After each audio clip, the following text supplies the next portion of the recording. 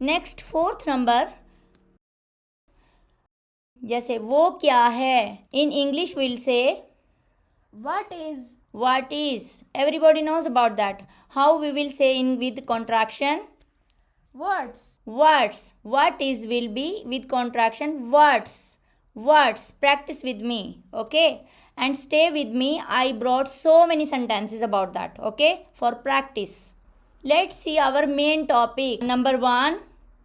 Helping verb is when we will speak for boy. वो है जब लड़के के लिए इस्तेमाल करते हैं तो उसको कैसे कहेंगे?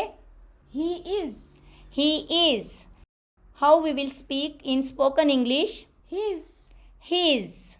He is जो है वो his में हो जाएगा. Okay. Let's start our sentences and practice with complete sentences and with contraction. How it will be. First sentence is there. वो एक तालिब इल्म है. How we will say in English? He is a student. He is a student.